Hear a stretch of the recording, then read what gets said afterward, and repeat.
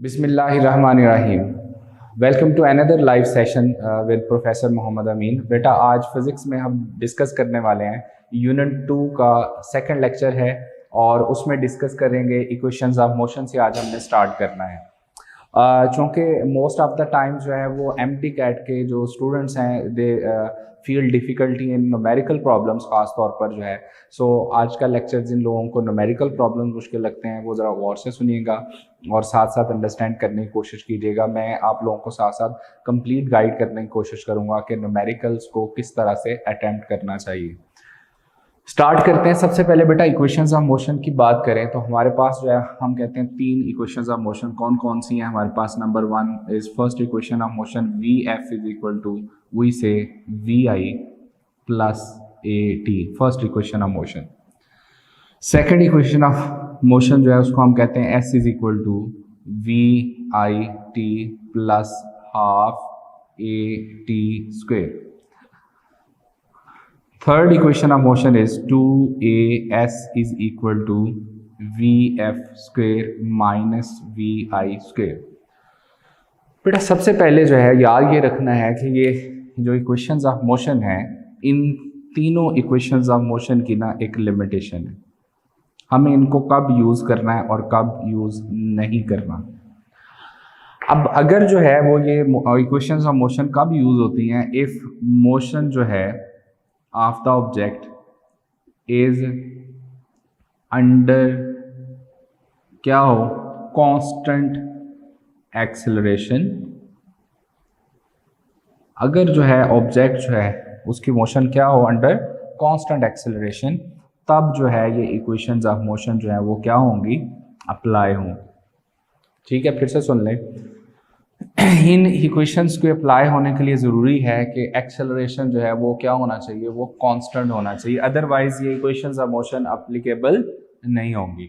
अब देखें इन तीनों इक्वेशंस पे गौर करें, इसमें 4 वेरिएबल्स हैं। अगर आप गौर करते हैं तो देखें final velocity, initial velocity, acceleration and time, 4 variable हैं। यहाँ भी देखें 4 वेरिएबल नज़र आएंगे, distance, initial velocity, time and acceleration, 4 variable हैं। थर्ड इक्वेशन ऑफ मोशन में देखें 4 वेरिएबल हैं, acceleration, distance, final velocity, initial velocity. इसका मतलब है जब भी कोई क्वेश्चन आपसे पूछा जाएगा सो 4 वेरिएबल्स में से एक वेरिएबल कोई फाइंड करना होगा, बाकी 3 डायरेक्टली या इनडायरेक्टली आपको गिवन होंगे। सो अब देखें जैसे एक क्वेश्चन है जो कि फ्रीक्वेंटली पेपर में पूछा जाता है, distance covered in nth second की बात करेंगे, लेकिन उससे पहले मैं एक्सेलरेशन ड्यू टू ग्रेविटी की बात कर लेता हूँ, क्योंकि उसमें हम g की वैल्यू को कांस्टेंट ले रहे होते हैं। सो ज़्यादातर इक्वेशंस ऑफ मोशन के क्वेश्चन उसी से रिलेटेड आते हैं।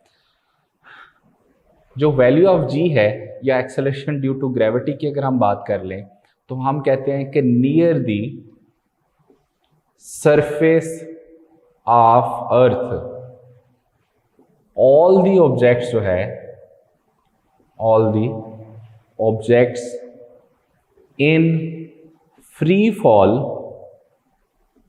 All the objects in free fall fall. अब देखें यहाँ पर जो है जब हम बात कर रहे होते हैं फ्री फॉल की, फ्री फॉल का मतलब है अगर मोशन जो है is executing only under the acceleration of gravity, सिर्फ ग्रेविटी की वजह से मोशन हो रही हो तो उस मोशन को क्या बोलेंगे, वो फ्री फॉल है।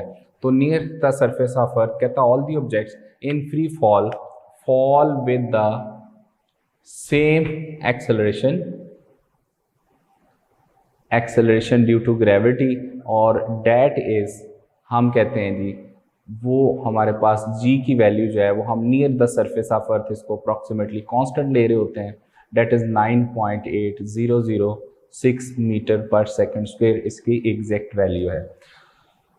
तो बेटा ये एवरेज वैल्यू ली हुई है। आमतौर पे जब हम न्यूमेरिकल सॉल्व करेंगे अनलेस स्टेटेड हमने इसकी वैल्यू को 10 यूज़ करना है, क्योंकि आंसर हमने प्रिडिक्ट करना होता है, एग्जैक्ट आंसर हमें रिक्वायर नहीं होता आमतौर पर। सो अब देखें कि यहाँ पर एक और इम्पोर्टेंट बात मैंने कहा, near the surface of earth all the objects in free fall. Free fall में कोई भी ऑब्जेक्ट होगा, अगर मैं इस ऑब्जेक्ट को यहाँ से नीचे गिराता हूँ तो इस ऑब्जेक्ट की जो मोशन अगर ओनली ड्यू टू ग्रेविटी है और एयर रेजिस्टेंस को हम इग्नोर कर देते हैं, तो यहाँ पर देखें इन फ्री फॉल का मतलब है हमने एयर रेजिस्टेंस को भी इग्नोर कर दिया। तो एयर रेजिस्टेंस इग्नोर करेंगे तो इसकी वैल्यू जो है वो कितनी होगी एक्सेलरेशन की, 9.800 मीटर पर सेकंड स्क्वायर। यानी कि यहाँ पर मैं लिखना चाहूँगा in the absence of air resistance भी हमें ऐड कर लेना चाहिए, एयर रेजिस्टेंस। ठीक हो गया। अच्छा, सेकेंडली जो है यहाँ पर देखो, सिंस हमें पता है F इज इक्वल टू क्या होता है, अगर कोई ऑब्जेक्ट जो है वो फ्री फॉल में है तो उसके ऊपर फोर्स कितनी लग रही होती है, जितना उसका वेट होता है। एंड सेकेंडली जो है इसको मैं अगर इक्वेशन 1 कह देता हूँ, F इज इक्वल टू हमारे पास फॉर्मूला होता है G capital M small m over r square. ये आपके पास जो है सेकंड आगे चीज को मैं अर्थ के लिए अगर लिख रहा हूं तो मैं यहाँ अर्थ का रेडियस पुट कर दूंगा। अब फ्रॉम इक्वेशन 1 एंड 2 अगर देखें, from 1 and 2 equation left hand side equal है तो राइट हैंड साइड इक्वल कर दें।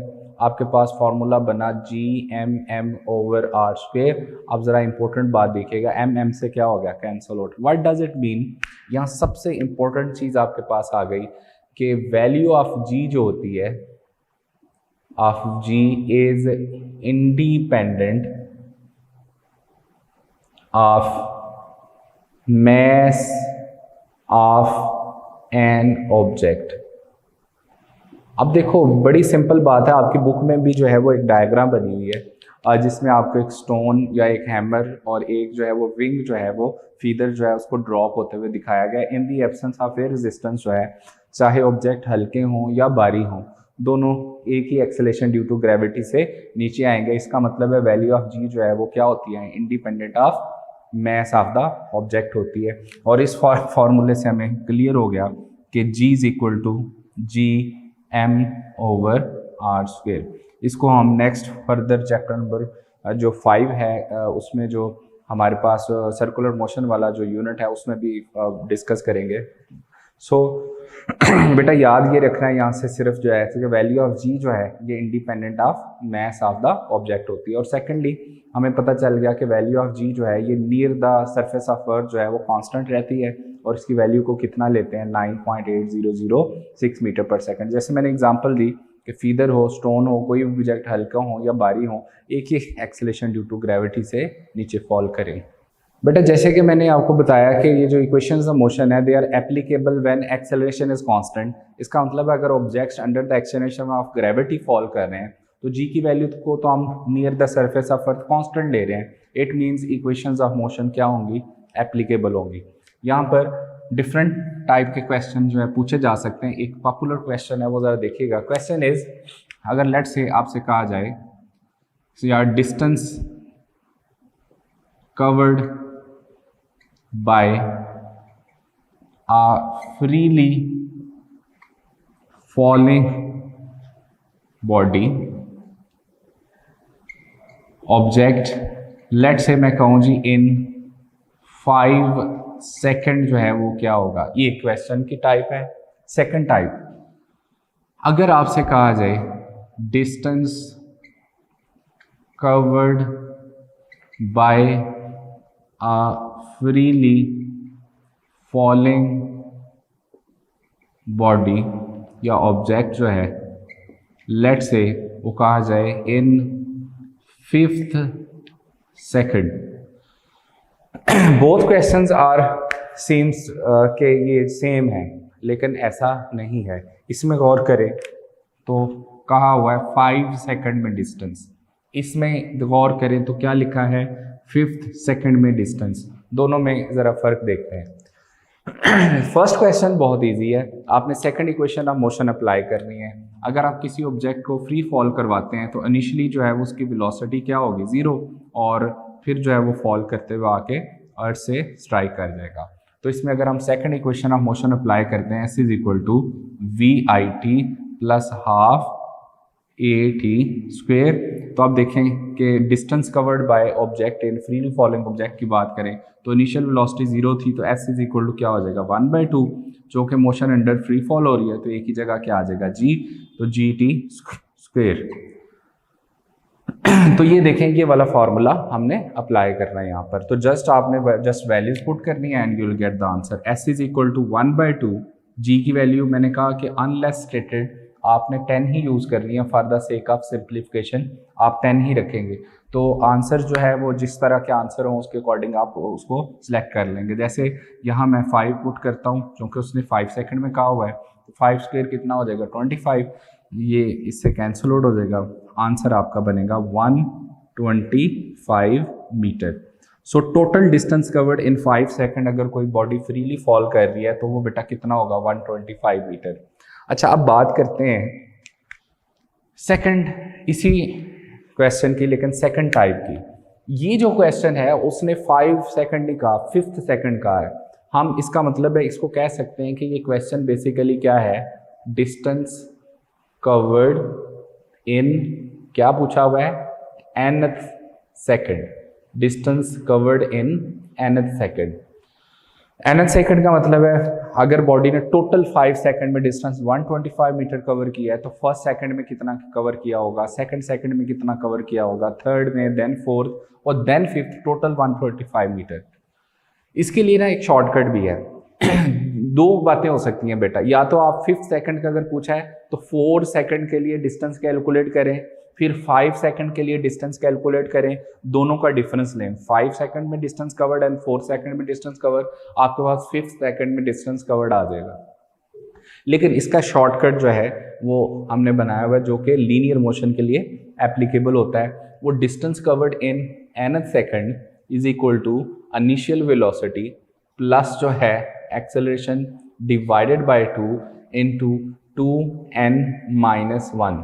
यहाँ n क्या है, distance covered in nth second. अब चूंकि ये फ्री फॉल की बात कर रहा है तो फ्री फॉल में इनिशियल वेलोसिटी हम क्या ले रहे होते हैं 0, तो यहाँ Sn यानी distance covered in 5th second, आपके पास इनिशियल वेलोसिटी हम कितनी पुट कर रहे हैं 0, और एक्सेलरेशन जो है वो a जो है वो किसके इक्वल है, g के इक्वल, यानी 10 के इक्वल रखेंगे डिवाइडेड बाय 2 इंटू 2, और n की वैल्यू किस सेकंड में कह रहा है 5th सेकंड -1, इसको सॉल्व करेंगे you get the answer. Distance covered in 5th second will be equal to g की वैल्यू चूंकि 10 ले रहे हैं तो ये इससे कैंसिल आउट होकर कितना हो जाएगा 5 इंटू 5 2 10 -1 कितना हो गया 9, आंसर कितना आ गया 45 metre. So distance covered in 5 second पूछा जाए तो 125 metre, distance covered in 5th second पूछा जाए तो आंसर क्या है 45 मीटर। एक और काम करते हैं हम ना, distance covered in 5th second तो हमने कैलकुलेट कर लिया, अगर इसी वाले फार्मूले से यानी distance covered in nth second के फार्मूले में मैं अगर 1 पुट करता हूँ, यानी फर्स्ट सेकंड के लिए for n is equal to 1 second के लिए इसको कैलकुलेट करें तो आप देखेंगे कि आपका आंसर कितना आएगा 5 मीटर, यानी कि फर्स्ट सेकंड के लिए जो डिस्टेंस कवर होता है अप्रॉक्सीमेटली 5 मीटर। नेक्स्ट जो है n2 के लिए इसको डिस्टेंस को कैलकुलेट करोगे तो डिस्टेंस कवर इन सेकंड जो आएगा वो 15 मीटर आएगा। n is equal to 3 calculate करके देखना, यहाँ मैं g की वैल्यू 10 रख रहा हूँ। अब देखें नेक्स्ट जो है s इज इक्वल टू आपके पास कितना आंसर आएगा 25 मीटर आंसर आएगा। n की वैल्यू 4 रख के देखें, आपका आंसर जो है वो आपका आएगा बेटा 35 मीटर, यानी डिस्टेंस कवर्ड इन 4 सेकंड। n की वैल्यू जो है अगर आप 5 कैलकुलेट रखेंगे तो आपका आंसर जो है वो कितना आ जाएगा 45 मीटर आ जाएगा। इट मीन्स डैट कि आप टोटल इन सब को सम कर लें तो आपका आंसर जो है वो कितना आ जाएगा 125 मीटर। तो टोटल डिस्टेंस कवर्ड इन जो है वो 5 सेकंड जो है वो कितना है 125 मीटर, जो हमारा फर्स्ट आंसर आया। लेकिन अगर हमें nth सेकंड में distance covered in nth second पूछा हुआ है तो फिर आपने n की वैल्यू जो है वो उसके अकॉर्डिंग पुट करनी है।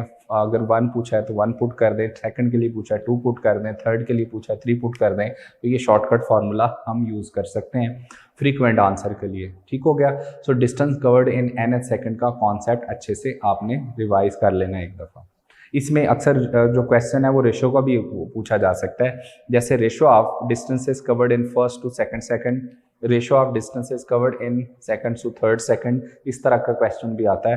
सो इसलिए इसकी एक दफ़ा प्रैक्टिस ज़रूर कर लें। अच्छा बेटा, इक्वेशंस ऑफ मोशन से रिलेटेड इसी तरह के और क्वेश्चन क्या आ सकते हैं। फॉर एग्जांपल आपसे कहा जा सकता है कि time to hit the ground if a body if a ball, let say हम सपोज कर लेते हैं, ball is dropped from a certain height let say आपको यहाँ पर वो सर्टेन हाइट गिवन है, ठीक है जी।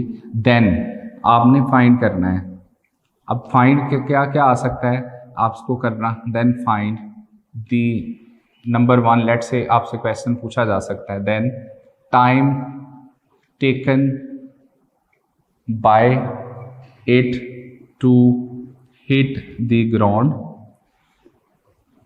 ग्राउंड, या लेट से क्वेश्चन आ सकता है कि with what velocity it will hit the ground.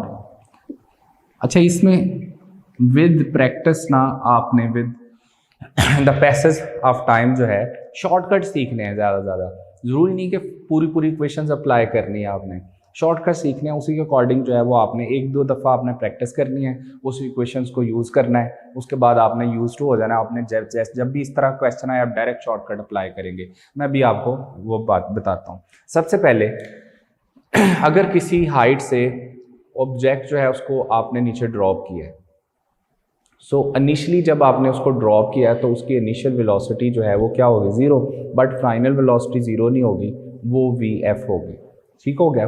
अब जितनी हाइट से आपने फॉल किया है, लेट से कि उसको मैं नाम दे रहा हूँ H का, तो अगर हमें जो है यहाँ से टाइम ऑफ फॉल पूछा जाए तो उसके लिए क्या फॉर्मूला यूज होना चाहिए, by second equation of motion S is equal to, हम कह रहे हैं VIT plus half GT² downward के लिए, ऐसे ही है। अब इसमें VI तो आप क्या ले रहे हो, 0, तो डिस्टेंस कवर्ड की जगह आप H अगर यूज कर लें तो H इज इक्वल टू क्या हो गया, 1/2 GT²। इट मीन्स डैट कि यहाँ पर आपके पास ये हाइट के लिए फॉर्मूला, अब यहाँ से क्या टाइम के लिए फॉर्मूला कैलकुलेट नहीं किया जा सकता। So time to taken by ground जो है वो T इज इक्वल टू, आप यहाँ फॉर्मूला अप्लाई करेंगे, अगर यहाँ इसको रीअरेंज करें तो वो आपके पास शॉर्टकट फार्मूला बन जाएगा 2H/G। आप ये वाला फार्मूला हमेशा यूज़ करेंगे इस टाइप ऑफ क्वेश्चन में। ठीक हो गया बेटा। इसी तरह से अगर जो है आपसे पूछा है with what velocity it will hit the ground, अब इसके लिए मैं अगर थर्ड इक्वेशन ऑफ VF अगर लेट से मुझे फाइंड करनी है, तो उसके लिए मैं थर्ड इक्वेशन ऑफ मोशन की अगर बात करूं, 2AS is equal to VF² minus VI²। अब VI तो हो गया 0, अब 2A डाउनवर्ड के लिए वैल्यू ऑफ G पॉजिटिव ही लेते हैं कन्वेंशन के अकॉर्डिंग, जो है 2G S की जगह क्या आएगा, H आ गया, और ये आपके पास VF² बन गया, क्योंकि VI को आप क्या ले रहे हो, 0 ले रहे हो, तो ये आपकी टर्म 0 हो गई, तो ये VF² हो गया। इसका मतलब है अगर मुझे वेलोसिटी फाइनल पता करनी है तो V is equal to under root क्या हो जाएगा, 2GH। इसका मतलब है जब भी मुझे velocity to hit the ground find करनी हो, फार्मूला मैं क्या पुट करूंगा, √2GH वाला फार्मूला यूज करूंगा, and I will get the answer. For example इसमें उसने कहा हुआ है a ball is dropped from height of let say 10 metre, तो ये बताएं then find time taken by to hit the ground, let say पूछा है, तो मैं यहाँ वैल्यू पुट कर दूंगा 2, और H की वैल्यू जो है वो कितनी कह रहा है, 10, डिवाइडेड बाय G जो है वो भी 10 है, 10 से कैंसिल आउट, √2 जो है वो 1.41 अप्रॉक्सीमेटली क्या होता है सेकंड, आपके पास आंसर आ गया। अच्छा, कुछ बेटा अब आस्ता आस्ता with the passage of time कुछ चीज़ें आपने सीखते जाना है, जहाँ जिस न्यूमेरिकल में जो चीज़ खास आती है सीखते जाना है। जैसे यहाँ पर आपको पता चल गया कि √2 जो है वो हमेशा जब भी √2 लेंगे वो कितना आएगा, 1.41। ठीक है जी। इसी तरह से यहाँ पर देखें स्क्वायर रूट, अब हम फाइनल वेलोसिटी फाइंड करनी थी, 2H की वैल्यू G की 10 और H भी 10 है, तो आपके पास जो है ये कितना आंसर आ गया जी ये आपके पास 100 × 200, तो ये बेटा आपके पास आंसर आ गया 200। अब 200 अप्रॉक्सीमेटली जो है वो कितना आता है, 14 मीटर पर सेकंड, और आपके पास जो है वो ऑप्शन में क्या लिखा होगा, 14 मीटर पर सेकंड। मैंने जैसे अभी कहा कि with the passage of time आपके न्यूमेरिकल कैसे बेहतर हो सकते हैं, अगर आप विजिलेंट रहेंगे, चीज़ों को मुश्किल नहीं आसान बना के जो है वो आप लोगों ने लर्न करना है। देखो जैसे मैंने कहा √200 जो है वो 14 मीटर पर सेकंड है, मुझे कैसे पता चला, ज़रा गौर करना आपने। बेटा अगर आप देखें तो सिंपल सी बात है, अगर मैं कहूँ लेट से कि मैं आसान करने के लिए आपको कहता हूँ 12 का स्क्वायर जो है वो कितना होता है, वो होता है 144। 13 का स्क्वायर क्या होता है, वो होता है 169। और 14 का स्क्वायर कितना होता है, वो होता है 196। ठीक हो गया। अच्छा अब बड़ी सिंपल बात है, 144 का स्क्वायर रूट लेंगे तो वो कितना आएगा 12। अक्सर आपको न्यूमेरिकल में इन चीज़ों की जरूरत पड़ेगी। 169 का स्क्वायर रूट लेंगे कितना आएगा 13, और 196 का स्क्वायर रूट लेंगे तो कितना आएगा 14। अब एक चीज़ है जिसको हम कहते हैं मेथड ऑफ अप्रोक्सीमेशन। आपको हमेशा इसकी ज़रूरत पड़ेगी जब हम न्यूमेरिकल वगैरह सॉल्व कर रहे होंगे। तो गौर करना है आपने बेटा, अगर हमें जो है वो 200 का स्क्वायर रूट पूछा है उसने, तो क्या हम वहाँ पर कैलकुलेटर तो अलाउ नहीं है, तो क्या हम इसको कैलकुलेट करना स्टार्ट कर देंगे। देखें स्क्वायर रूट 200 किसके नियर बाय है 196 के, इसका मतलब 14.1 समथिंग आंसर आना है। इट मीन्स आपका आंसर जो है अप्रॉक्सीमेटली कितना आ रहा है 14। अगर कोई मुझे 170 का स्क्वायर रूट पूछता है, 172 का स्क्वायर रूट पूछता है, 175 का स्क्वायर रूट पूछता है, मैं कहूँगा अप्रॉक्सीमेटली जो है वो 13 के इक्वल आएगा। ठीक है, इसी तरह से नियर बाय 150 का स्क्वायर रूट को पूछ लेता है, वो 12 पॉइंट समथिंग आएगा। सो आपने इस तरह की वैल्यूज़ को लर्न करना है। जैसे 10 का स्क्वायर 100 है, 11 का स्क्वायर जो है इसी तरह से 122, तो इसी तरह से 12 का स्क्वायर 144, 13 का स्क्वायर 169, 14 का स्क्वायर 196, 15 का स्क्वायर 225। सो ये एक नज़र आपने जो है इसकी सीक्वेंस को लर्न करना है ताकि इस तरह के क्वेश्चंस में आसानी हो। सो जो इक्वेशंस ऑफ मोशन है उसमें यूजुअली जो है वो आपसे जो क्वेश्चंस आमतौर पर इस यूनिट के अकॉर्डिंग पूछे जाएंगे वो ज़्यादातर जो है वो वैल्यू ऑफ जी से रिलेटेड होंगे, जो कि उसमें जी कॉन्स्टेंट होता है, तो फ्री फॉल से रिलेटेड इस तरह के आमतौर पर क्वेश्चन पूछे जाते हैं। बाकी लीनियर मोशन से रिलेटेड अगर कोई क्वेश्चन पूछा जाता है वो बहुत ईजी होंगे, जो कि जैसे मैंने बताया इक्वेशंस ऑफ मोशन में 4 फैक्टर है हर एक इक्वेशन में, उनमें से 3 अगर गिवन हो, चौथा आप इजीली फाइंड कर सकते हैं। ठीक है जी। तो अब नेक्स्ट टॉपिक जो है बेटा आप डिस्कस करते हैं जो है वो न्यूटन्स लॉज ऑफ मोशन। बेटा अब हम बात करने जा रहे हैं न्यूटन्स लॉज ऑफ मोशन की, लेकिन चूंकि न्यूटन लॉज जो है ये किन 2 चीज़ों को रिलेट कर रहे होते हैं, ये फोर्स और मोशन को रिलेट कर रहे होते हैं। So let's talk about first force and motion. जब हम बात करते हैं फोर्स की, what does it mean by force, याद ये रखना है फोर्स बेसिकली हम कहते हैं force is an agency which changes or tends to change what state of motion। ठीक है, state of the body, state of object जो है। अब स्टेट जो है वो 2 ही हैं, या तो हम कह रहे होते हैं कि वो स्टेट ऑफ रेस्ट है या state of uniform motion. So force का काम क्या है, कहता फोर्स जो है वो स्टेट ऑफ द ऑब्जेक्ट जो है उसको चेंज करने की कोशिश करती है, और स्टेट 2 ही हमारे अकॉर्डिंग है, या तो उस बॉडी को रेस्ट में होती है या यूनिफॉर्म मोशन में होती है। अच्छा अब देखें अब जब हम फोर्स की बात कर रहे होते हैं तो फोर्स जो है इसमें बेटा सबसे पहली चीज़ याद रखनी है कि Newton's first law of motion जो है, first law of motion defines force, defines force. बहुत सारे स्टूडेंट यहाँ मिस्टेक करते हैं, वो समझते हैं Newton second law of motion define force, लेकिन इंपॉर्टेंट मल्टीपल चॉइस है। जहाँ बेटा मैं स्टार बनाता हूँ इसका मतलब है multiple choice, important multiple choice. Newton's first law of motion defines force. How? If a body is at rest, it will remain at rest. If a body is in uniform motion, it will continue to do so unless what? Acted upon by what? External force. It means definition of force comes from Newton's first law of motion. Or similarly, Newton's second law जो है, second law tells us how to quantify force, quantify force, force को calculate कैसे करना है वो हमें कौन बता रहा होता है, Newton second law of motion. That is हम कहते हैं F is equal to ma, हम कहते हैं F is equal to rate of change of momentum, linear momentum.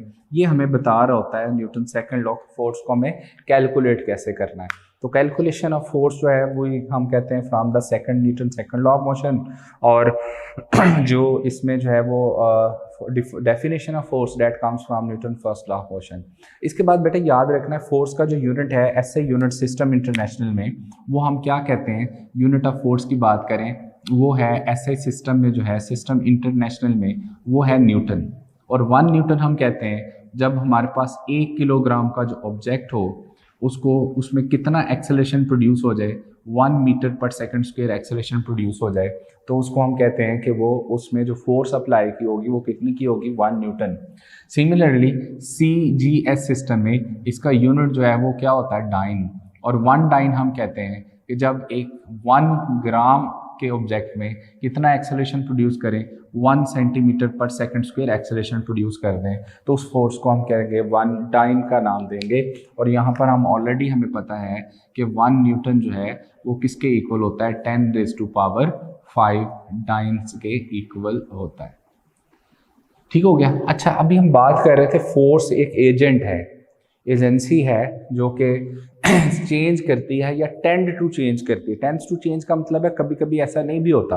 अगर मैं इस बोर्ड के ऊपर फोर्स लगाता हूँ, पीछे बिहाइंड वॉल है, तो मैं फोर्स लगाऊँ मुझसे तो ये दीवार नहीं हिलेगी, इसका मतलब है मैं फोर्स तो है लेकिन चेंज नहीं है। तो समटाइम्स फोर्स चेंज कर देती है, tends to change state of the body, rest or uniform motion. अच्छा, अगर एक बॉडी ऑलरेडी यूनिफॉर्म मोशन में है, इसके इंपॉर्टेंट केसेस जो हैं वो आपने लर्न करना है। और it is important to know that कि जो हमारे पास एक if a body is in motion, तो फिर क्या होता है, ज़रा गौर से देखें। इफ फोर्स इज अप्लाइड, इसके 4 केसेस हैं, स्पेशल केसेस हैं जी। If force is applied along the direction of motion of a body, अब देख रहे हैं एक बॉडी रेस्ट में आप उसको फोर्स अप्लाई करते हो, सो उसमें तो न्यूटन सेकंड लॉ के अकॉर्डिंग उसमें एक्सेलरेशन प्रोड्यूस हो जाता है, उसमें मोशन प्रोड्यूस हो जाती है। इसमें गौर करना आपने, अगर एक ऑब्जेक्ट ऑलरेडी मूव कर रहा था, उसकी ये डायरेक्शन ऑफ मोशन थी। ठीक है जी, 4 केसेस है, इसको अच्छे से आपने लर्न करना है। अगर एक ऑब्जेक्ट मूव कर रहा है, ये उसकी डायरेक्शन ऑफ मोशन में रिप्रेजेंट कर रहा हूँ, ये उसकी डायरेक्शन ऑफ मोशन है। तो 4 केस हैं बेटा जो इंपॉर्टेंट आपको पता होने चाहिए, वो आपने लर्न करना है। ठीक है जी। अब देखें कि यहाँ पर जो है 4 केस जो है वो हम डिस्कस करने जा रहे हैं। अगर कोई ऑब्जेक्ट जो है वो मूव कर रहा हो और उसके ऊपर आप क्या अप्लाई कर दें, फोर्स अप्लाई कर दें, तो वो किस तरह से इफेक्ट करती है। क्योंकि देखें जी, सबसे पहला case, if a body is moving और आपने फोर्स अप्लाई कर दी along the direction of motion, जिस डायरेक्शन में बॉडी मूव कर रही थी उसी डायरेक्शन में आपने फोर्स अप्लाई कर दी, देन उसका इफेक्ट क्या आएगा, इफेक्ट ये आएगा कि उसकी जो स्पीड है यानी वेलोसिटी का जो मैग्नीट्यूड है वो क्या कर जाएगा, इंक्रीज कर जाएगा। बट डायरेक्शन ऑफ मोशन जो है वो रिमेन्स सेम, उसी डायरेक्शन में वो ऑब्जेक्ट मूव करता जाएगा। ठीक है जी। तो अगर आप डायरेक्शन ऑफ मोशन के लॉन्ग फोर्स अप्लाई कर देते हैं, वेलोसिटी का मैग्नीट्यूड इंक्रीज हो जाता है और डायरेक्शन जो है वो सेम रहती है। सेकंड केस ये हो सकता है, अगर आप डायरेक्शन ऑफ मोशन जो है उसके अपोजिट फोर्स लगाते हैं, जैसे if the brakes of car जो है वो आर अप्लाइड, देन क्या होता है, तो देन होगा ये कि वेलोसिटी का जो मैग्नीट्यूड है यानी स्पीड जो है जिसकी हम बात कर रहे हैं, वेलोसिटी का मैग्नीट्यूड, स्पीड जो है वो डिक्रीज हो जाएगी। और कॉमन सेंस की बात ये है कि डायरेक्शन जो है रिमेन्स सेम, डायरेक्शन वही रहेगी, उसमें ये नहीं कि अपोजिट हो जाए। जब आप ब्रेक अप्लाई करते हो वो स्लो डाउन होती है, उसकी डायरेक्शन तो अपोजिट नहीं होती, वो वही रहेगी। थर्ड इंपॉर्टेंट केस ये है, अगर आप डायरेक्शन ऑफ मोशन के परपेंडिकुलर फोर्स अप्लाई कर देते हो, अगर आप कोई भी ऑब्जेक्ट जो है वो यूनिफॉर्म स्पीड से मूव कर रहा है, आप उसके डायरेक्शन ऑफ मोशन के परपेंडिकुलर फोर्स यानी 90 के एंगल पे फोर्स अप्लाई करते हैं, तो क्या होता है, तो याद रखना आपने बेटा, वेलोसिटी का मैग्नीट्यूड जो है वो उसमें सेम रहता है, किसी किस्म का कोई चेंज नहीं आता, सिर्फ और सिर्फ डायरेक्शन चेंज होगी, ओनली डायरेक्शन चेंजेस। जैसे आप सेंट्रीपिटल फोर्स की बात कर रहे होते हैं, जैसे आप मैग्नेटिक फोर्स की बात कर रहे होते हैं, उसमें सिर्फ डायरेक्शन में चेंज आता है। लास्ट वाला पॉइंट, अगर आप किसी एंगल पे फोर्स, आप डायरेक्शन ऑफ मोशन के किसी एंगल पे फोर्स लगा देते हैं, देन याद रखना है, हमें पता होना चाहिए कि देन जो है वो वेलोसिटी का मैग्नीट्यूड बोथ एंड डायरेक्शन जो है दोनों चेंज होंगे, देन हम कहेंगे बोथ चेंजेस। सो ये 4 केसेस जो है वो आपने इसमें याद रखने हैं कि जब एक फोर्स जो है अप्लाई की जाती है along the direction of motion, या फोर्स जो है वो opposite to the direction of motion जो अप्लाई की जाएगी, या force perpendicular to the direction of motion apply की जाए, और जब फोर्स किसी एंगल पे अप्लाई की जाए तो इफेक्ट्स ऑफ फोर्स जो है वो क्या आते हैं। अब बेटा बारी बारी न्यूटन्स लॉज को एक नज़र डिस्कस कर लेते हैं। न्यूटन्स लॉज ऑफ मोशन में जो है हम Newton's laws of motion but 1887 में न्यूटन ने अपनी बुक जो है वो प्रिंसिपिया जो है नाम था उसका, उसमें न्यूटन्स लॉ को जो है वो प्रेजेंट किया था। और इसमें याद रखना है कि न्यूटन्स लॉ की लिमिटेशन क्या है।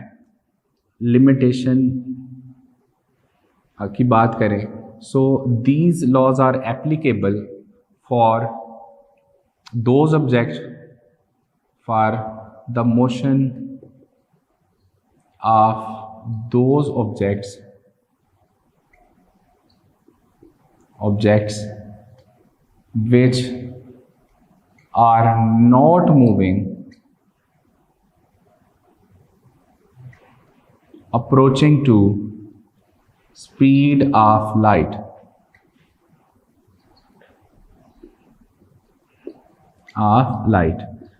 इसका मतलब है अगर रिलेटिवली जो है अगर देखें तो स्लो मोशंस के लिए जो है वो हम न्यूटन्स लॉ एप्लीकेबल होते हैं, जहाँ पर जो है वो आमतौर पर जो इनर्शियल फ्रेम्स ऑफ रेफरेंस हैं वहाँ पर ये न्यूटन्स लॉ एप्लीकेबल हो जाते हैं। अच्छा, अब यहाँ पर देखें कि approaching to speed of light अगर हो जाएगा तो वहाँ पर फिर न्यूटेनियन मैकेनिक्स जो है वो अप्लाई नहीं होती, वहाँ फिर रिलेटिविस्टिक मैकेनिक्स जो है वो अप्लाई होती है। As far as first Newton's first law is concern, first law of motion हम कहते हैं जी, if a body is at rest it will remain at rest, if a body is in motion जो है uniform motion it will continue to do so unless acted upon by some external force। तो Newton's first law जो है ये क्या करता है, defines force, जैसे अभी मैंने थोड़ी देर पहले बोला। और न्यूटन्स फर्स्ट लॉ को हम लॉ ऑफ इनर्शिया भी कहते हैं, और इसमें हम कहते हैं कि इनर्शिया जो है वो डायरेक्टली प्रोपोर्शनल टू क्या होता है, mess.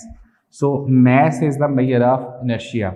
What does it mean, जिस ऑब्जेक्ट का जितना ज़्यादा मैस होता है उतना उसकी स्टेट को चेंज करना उतना ही ज़्यादा मुश्किल होता है। जैसे हम इनर्शिया को क्या कहते हैं, the reluctance of a body to resist the change in its state, that is the uniform motion और rest. Change in its state का मतलब है अगर बॉडी हैवी है, जितना ज़्यादा उसका मैस है उतना उसको रेस्ट से मोशन में लेके आना मुश्किल होगा, उतना उसकी मोशन को रोकना मुश्किल हो जाएगा। फॉर एग्जांपल एक रेलवे इंजन जो है अगर बहुत स्लो स्पीड के साथ भी आ रहा होगा तो उसको रोकना मुश्किल होगा। तो उसकी रीज़न क्या है, क्योंकि उसका मैस बहुत ज़्यादा है। तो mass is the measure of inertia. Inertia क्या होता है, इट इज़ द रिलक्टेंस जो है of a body offered by a body to resist the change in its state. वो स्टेट रेस्ट की भी हो सकती है, यूनिफॉर्म मोशन की भी हो सकती है। सो मैस जितना ज़्यादा होगा किसी ऑब्जेक्ट का, जितना इसका इनर्शिया ज़्यादा होगा उतना वो ज़्यादा रेजिस्ट करेंगे। इस तरह की जैसे एग्जांपल है, फॉर एग्जांपल जैसे आपको जो है वो बुक में पूछा जा सकता है, या इस तरह की जो है बुक में भी एग्जांपल गिवन है, पेपर में पूछा जा सकता है क्या बेटा, कि अगर एक जो है ना बंदा कार में जो है मूव कर रहा है, अचानक उसने ब्रेक अप्लाई की तो ये किस तरफ फॉल करेगा, इट विल फॉल जो है वो फॉरवर्ड। क्यों, क्योंकि वो अपनी जो है ना मोशन को कंटिन्यू रखने की कोशिश करेगा ड्यू टू इनर्शिया जो है। यही वजह है कि सीट बेल्ट जो है वो हम वियर करते हैं। सो इस तरह के क्वेश्चन जो है, अगर अचानक वो एक्सेलरेट कर देता कार को तो वो किस तरफ फॉल करेगा, he will fall backwards due to inertia. तो इस तरह के एग्जाम्पल्स के कॉन्सेप्ट से वो कोई थ्योरेटिकल क्वेश्चन बना सकता है। अच्छा, इसी से ना हमने फॉर न्यूटन फर्स्ट लॉ से एक और चीज़ सीखी थी जिसको हमने कहा था इनर्शियल फ्रेम और non inertial frame of reference क्या होते हैं। तो फ्रेम ऑफ रेफरेंस भी यहीं पे डिस्कस कर लेते हैं। फ्रेम ऑफ रेफरेंस हम कहते हैं set of coordinate axes with reference to which measurements are taken. और इसमें जो है वो हम दो तरह के फ्रेम ऑफ रेफरेंस कह रहे हैं। एक को कह रहे हैं inertial frame of reference, inertial frame of reference, और दूसरे को हम कह रहे हैं non inertial frame of reference,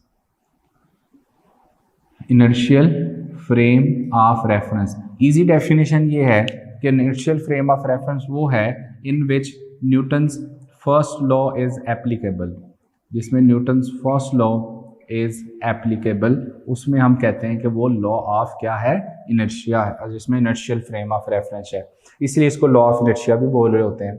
second जो है हम इसकी डेफिनेशन कहते हैं non accelerated frame of reference.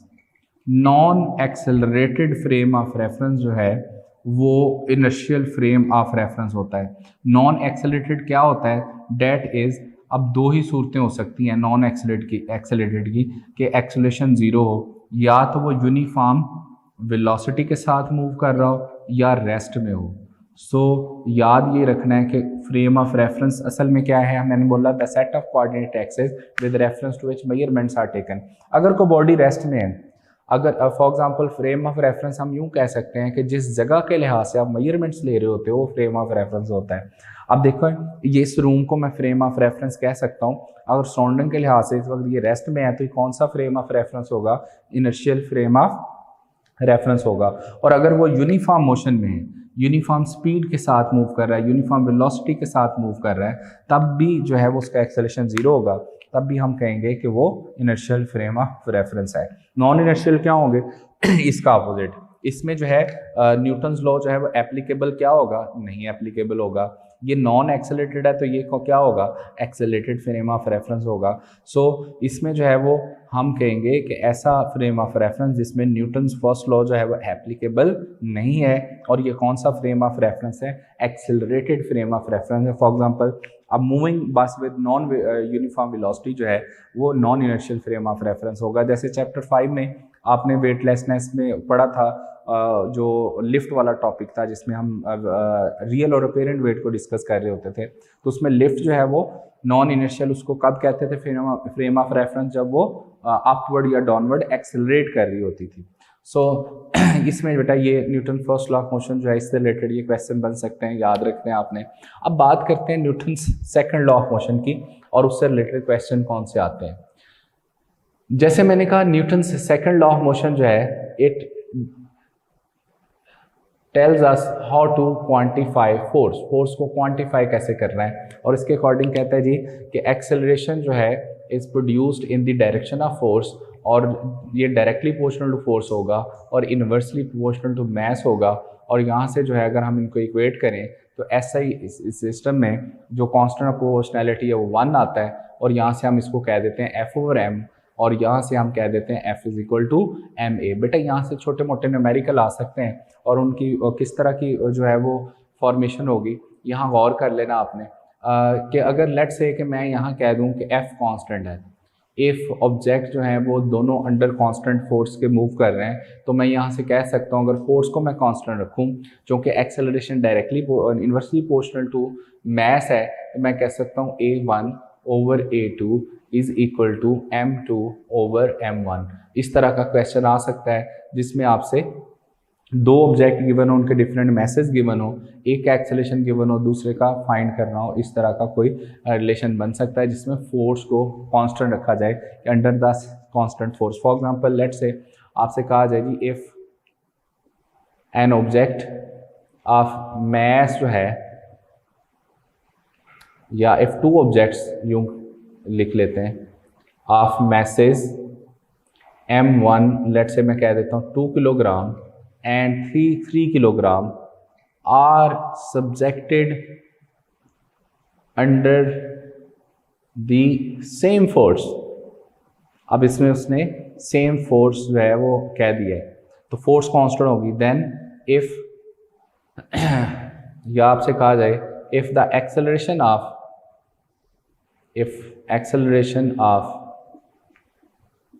2 kilogram object is, let say वो कहता है 1 metre per second square, then acceleration of the second जो है वो ऑब्जेक्ट बताएं, एक्सेलरेशन ऑफ सेकंड ऑब्जेक्ट जो है वो आपने बताना है।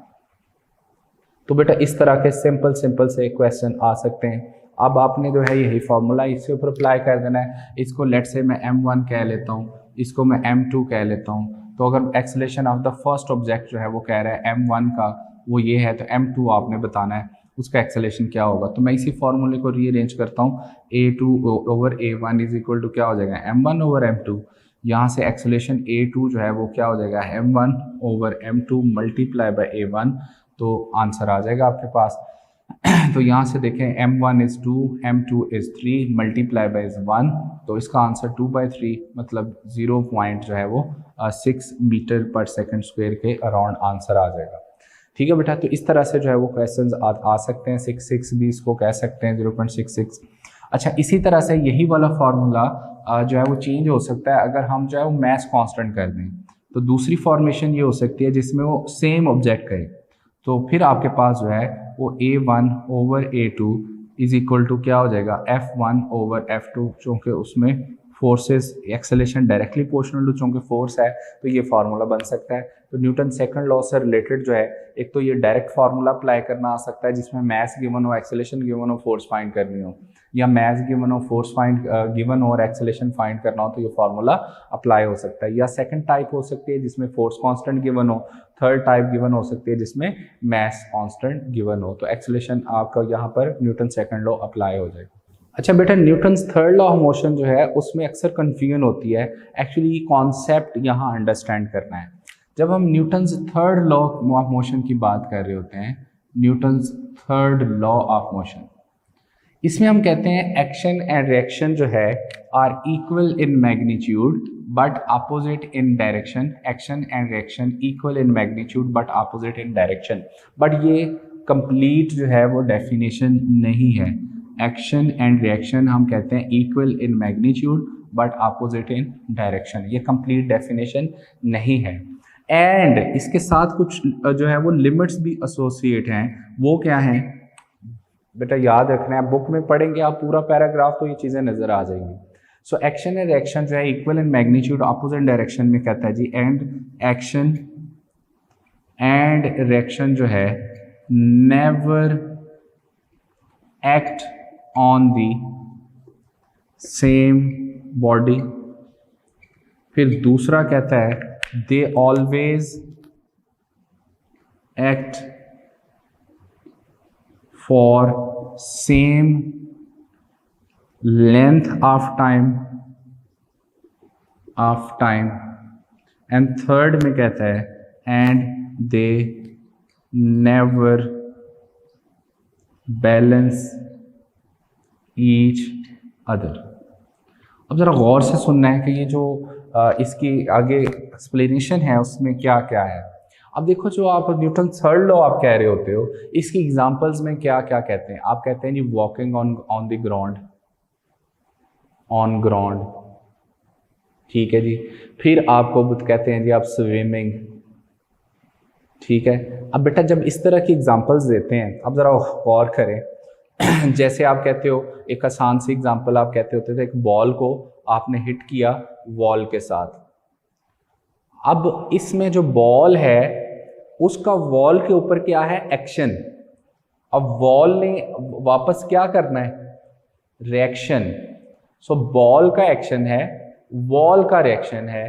अगर आप गौर करें तो इसका मतलब ये बनता है कि एक्शन और रिएक्शन जो है वो सेम बॉडी के ऊपर नहीं है, पहली बात। और दूसरी कहता है they always act for the same length of time, जितनी देर के लिए एक्शन होता है उतनी देर के लिए ही रिएक्शन होता है। तीसरी बात कि they never balance each other का मतलब ये है कि जैसे अगर हम ये कहें कि न्यूटन थर्ड लॉ अप्लाई कहाँ होता है, न्यूटन थर्ड लॉ उन सिचुएशंस में अप्लाई होता है जो जहाँ इक्विलिब्रियम ना हो। जैसे अगर आप कहते हो a book is lying on a table, अब इसमें एक्शन और रिएक्शन तो है, डाउनवर्ड जो है उसका बुक का वेट एक्शन है, अपवर्ड रिएक्शन है। तो एक्शन और रिएक्शन जो है वो दोनों आपस में क्या हो गए, चूँकि line of action of force same था, उन दोनों ने एक दूसरे को कैंसल आउट कर दिया। तो ये हम कहेंगे ये फर्स्ट कंडीशन ऑफ इक्विलिब्रियम को सेटिस्फाई कर दिया। तो इस तरह की कंडीशंस में हम क्या अप्लाई कर देते हैं, कंडीशंस ऑफ इक्विलिब्रियम। हम कहते हैं ये फर्स्ट कंडीशन ऑफ इक्विलिब्रियम को सेटिस्फाई कर गया। तो यहाँ न्यूटन थर्ड लॉ अप्लाई नहीं करते, अप्लाई हम उन सिचुएशंस में करते हैं जहाँ Newton first law of equilibrium apply ना हो रहा हो, मतलब जहाँ एक्शन रिएक्शन एक दूसरे को कैंसल आउट ना करें। अगर वो कैंसल आउट कर दें वो Newton first condition of equilibrium बन जाएगी। अब देखें स्विमिंग है, स्विमिंग में आप जो है वो वाटर को पीछे की तरफ धकेलते हैं, ये आपका एक्शन है। वाटर एज अ रिजल्ट आपको आगे की तरफ पुश करता है, वो आपका और वो वाटर का क्या होगा, रिएक्शन। तो एक्शन और reaction never act on the same body, they always act for the same length of time and they never balance each other. इसको याद रखना आपने। जैसे बुक में देखिएगा उसमें एग्जांपल्स दी हुई है कि अब एक बंदा बोट के ऊपर है और पानी के ऊपर बोट जो है वो स्टिल खड़ी है, उसने एक पैकेज फेंका बाहर की तरफ, तो एज ए रिजल्ट जो है वो एज ए रिएक्शन बोट जो है वो पीछे की तरफ डिस्प्लेस हो जाएगी। एक और आपकी बुक में उन्होंने साइड इंफॉर्मेशन में कहा हुआ है कि एक कार रोड के ऊपर चल रही है, which force actually drives the car. Actually जो उसको ड्राइव कर रही है वो रिएक्शन है किसकी, रोड की, जो टायर्स को जो है वो आगे की तरफ जो है वो धकेल रही है, पुश कर रही है। तो actually reaction of the road जो है वो आपका जो है वो कार को ड्राइव कर रहा है आगे की तरफ। सो बेटा इसमें याद रखना है कि ये न्यूटन थर्ड लॉ सिर्फ इतना नहीं है कि action and reaction equal in magnitude opposite direction, बल्कि इसके साथ ये तीन जो है ना आगे पॉइंट्स भी एडिशनल हैं, इनको भी आपने अच्छे से रिवाइज करना है और उनके एग्जाम्पल्स पे भी गौर करना है कि walking on the ground, swimming जो है, वॉकिंग ऑन द ग्राउंड में देखें आप पाँव से अर्थ को पीछे की तरफ धकेल, तो वो आपका एक्शन है। एज ए रिजल्ट जो है वो एज ए रिएक्शन जो है वो अर्थ आपके ऊपर जो रिएक्शन करती है आप आगे की तरफ मूव कर जाते हैं। सो यहाँ न्यूटन थर्ड लॉ अप्लाई हो रहा है, स्विमिंग में न्यूटन थर्ड लॉ अप्लाई हो रहा है। सो उन सिचुएशंस में जहाँ जो है वो एक्शन रिएक्शन एक दूसरे को बैलेंस कर दें और वहाँ first condition of equilibrium apply हो जाती है और जहाँ बैलेंस ना करें वहाँ न्यूटन थर्ड लॉ एप्लीकेबल हो जाता है। ओके बेटा, सिंपल से कॉन्सेप्ट्स हैं, ये ऑलरेडी आप बहुत अच्छे से आपको पता होंगे। हमें पता है मोमेंटम क्या होता है। मोमेंटम जो है वो हम कहते हैं the amount of motion in a body, the amount of motion in a body जो है क्वांटिटेटिव मेजर ऑफ मोशन जो है उसको हम कह देते हैं कि ये मोमेंटम है। और अमाउंट ऑफ मोशन यानी क्वांटिटेटिव मेजर ऑफ मोशन जो है वो किन दो चीज़ों से जो है वो जो है वो मेजर की जाती है, मैस एंड वेलोसिटी के प्रोडक्ट से। So the product of mass and velocity को मोमेंटम कहते देते हैं। इट्स अ वेक्टर क्वांटिटी और इसका unit kilogram metre per second या हम इसको न्यूटन सेकंड भी बोल सकते हैं। यहाँ से फिर आपने Newton second law in terms of momentum calculate किया था और वहाँ से जो है वो आपने कहा था न्यूटन सेकंड लॉ जो है इन टर्म्स ऑफ मोमेंटम जो है उसको हमने कैसे डिफाइन किया था कि rate of change of momentum जो है वो क्या होता है, rate of change of momentum जो है वो अप्लाइड फोर्स के इक्वल होता है। सो अगर किसी कोई बॉडी मूव कर रही है, जैसे मैंने इफेक्ट्स ऑफ फोर्स में बताया, आप उसके ऊपर फोर्स अप्लाई कर देते हैं तो वो जो अप्लाइड फोर्स होगी वो किसकी इक्वल होगी, वो rate of change of linear momentum की इक्वल होगी। इस फॉर्मूले को थोड़ा ओपन करें तो इसको जो है वो इस तरह भी लिखा जा सकता है, एफ इज इक्वल टू, अब चेंज इन मोमेंटम क्या होता है, M V F minus M V I divided by T भी इसको कह सकते हैं। बेटा इससे रिलेटेड भी न्यूमेरिकल छोटे मोटे बन सकते हैं, इसको आपने और बहुत सिंपल होंगे। आपको rate of change of momentum अगर डायरेक्टली गिवन हो तो वो किसके इक्वल होता है, वो अप्लाइड फोर्स के इक्वल होता है, वो सिंपल आपको पता है। तो यहाँ से अक्सर फोर्स फाइंड करना आती है, जैसे force due to water flow है, उससे रिलेटेड जो है वो आपको जैसे वो क्वेश्चन आता है तो उसमें जी जैसे आपसे कहा जाए कि if 3 kilogram of water per second is striking the wall, is striking the wall, ठीक है जी।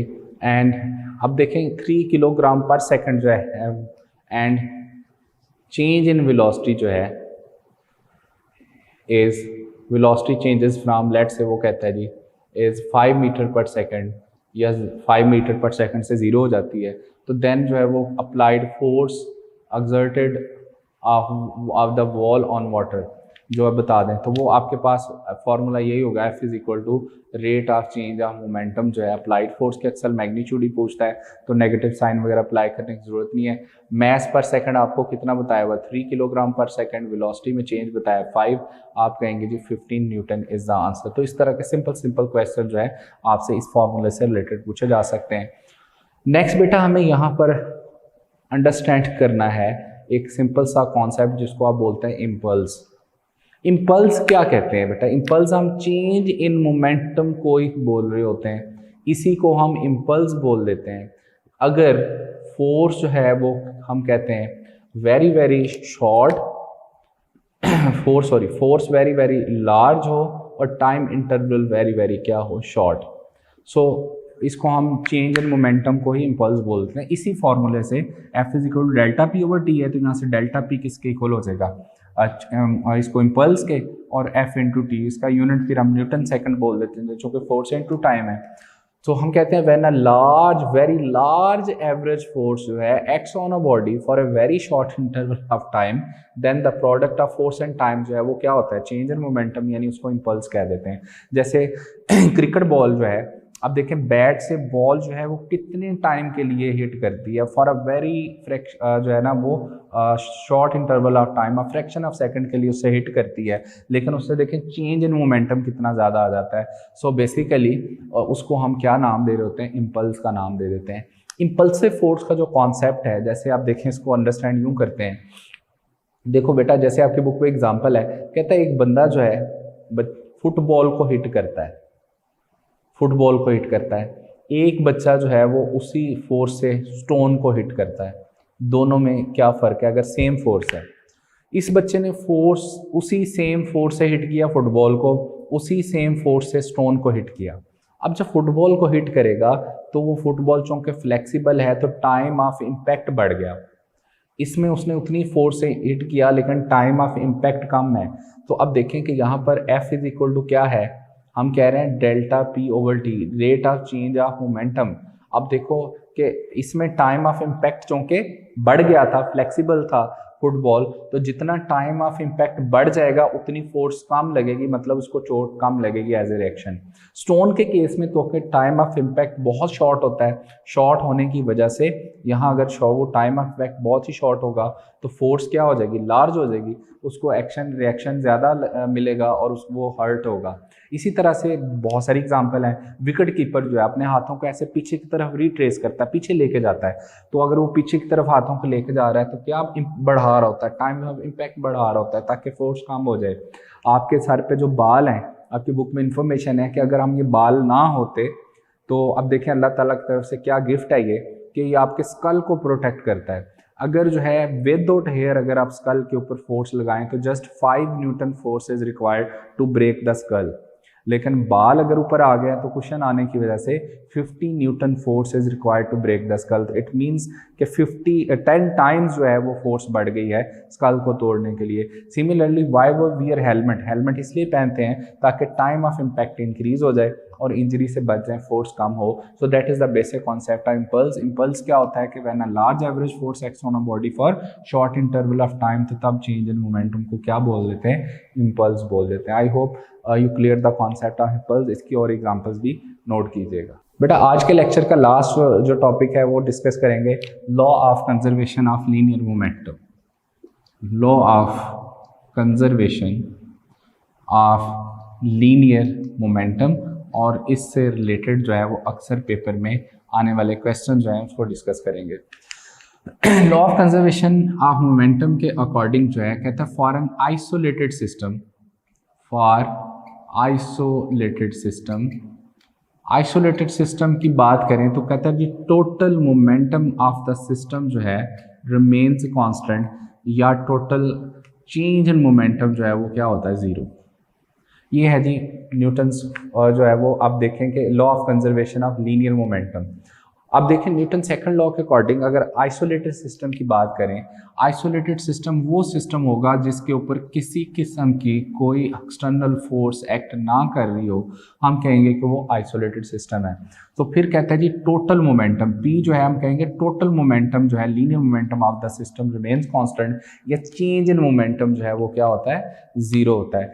या इसको आप आम जुबान में कैसे लिखते हो, आप जो सिंपल है आप कहते हो m1 v1 plus m2 v2, यानी total momentum before and total momentum after जो है वो क्या रहता है, वो सेम रहता है। और इसमें जो है total momentum before is equal to total momentum after का मतलब ही ये बनता है कि टोटल चेंज इन मोमेंटम जो है वो क्या रहेगा, जीरो, या total momentum of an isolated system remains conserved या कांस्टेंट।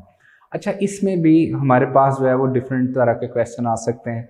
अब बड़ा सिंपल है, जैसे आपको दो मैसेज हैं तो उसका before collision and after collision जो है आपको इम्पैक्ट बता के पूछा जा सकता है कि ये बताएं कि इनकी वेलोसिटी क्या है। जैसे एक क्वेश्चन है बहुत कॉमन आमतौर पर एंटी टेस्ट से रिलेटेड जो है, लेट्स से आपसे कहा जाए two balls of message, let's say बल्कि यूँ इसमें ना एक बॉल सिंपल ले लेते हैं, उसको 2 बॉल्स का सिस्टम जो है, ball of mass late say मैं ले लेता हूँ 2 kilogram is moving with 1 metre per second या 2 मीटर पर सेकंड। आसान सा क्वेश्चन बनाते हैं, ठीक है जी। Strikes with another ball of mass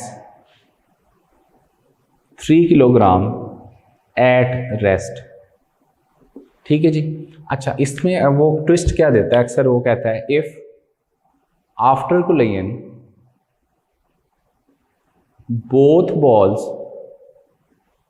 twist sticks together then after collision their common velocity बताएं क्या होगी,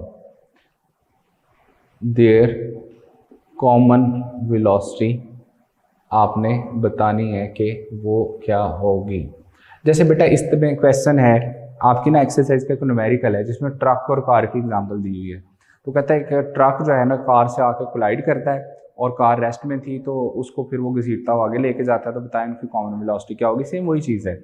अब इस तरह के क्वेश्चन में देखें, अब देखो कि m1 v1 plus m2 v2 कह रहा है, second object is at rest, तो v2 0। m1 अब आफ्टर कोलिजन कहता है दोनों एक दूसरे से स्टिक हो जाते हैं, स्टिक मीन दोनों एक दूसरे से चिपक जाएंगे, तो दोनों इकट्ठे मूव करेंगे, तो आफ्टर कोलिजन दोनों की वेलोसिटी जो है वो क्या कर दी मैंने, सेम। यहाँ से v कॉमन ले लें तो ये m1 प्लस क्या हो जाएगा m2 और इधर से m1 v1। अब मुझे इनकी कॉमन वेलोसिटी बतानी है, यानी यहाँ से v बताना है, तो इसका फार्मूला सिंपल आपने इस लॉ के अकॉर्डिंग ऐसे वहाँ से कैलकुलेट कर लेना है। कॉमन वेलोसिटी बतानी हो तो m1 v1 इस तरह का क्वेश्चन आ जाए, m1 plus m2 values put करेंगे। m1 जो है वो कह रहा है 2 मल्टीप्लाई बाय v1 जो है वो भी कह रहा है 2 डिवाइडेड बाय जो है वो इनमें जो m1 प्लस m2 जो है 2 प्लस 3 कितना है जी 5, तो 4/5 यानी 0.8 0 हो जाएगा मीटर पर सेकंड। इस तरह के क्वेश्चन जो है वो आमतौर पर आते हैं, तो आपने उसके अकॉर्डिंग उसको सॉल्व करना है and you will get the answer. So law of conservation of linear momentum से रिलेटेड अक्सर जो क्वेश्चन आएंगे बहुत ईजी होंगे बेटा। बेटा ये आज के लेक्चर में जो जिस तरह से हमने रिवाइज किया है, इक्वेशंस ऑफ मोशन को रिवाइज किया है, न्यूटन्स लॉज ऑफ मोशन को अच्छे से जो है वो हमने डिस्कस किया है, इसमें मोमेंटम इम्पल्स को डिस्कस किया है आपने बेटा, इसमें फोर्स को कॉन्सेप्ट को थोड़ा सा मैंने इन्हेंस करने की कोशिश किया, उसके इफेक्ट्स को इन्हेंस करने की कोशिश की है। इंशाल्लाह अब जो है नेक्स्ट लेक्चर में कल मुलाकात होगी, तब तक के लिए मुझे इजाज़त दें, अपना ख्याल रखिएगा, अल्लाह हाफिज़।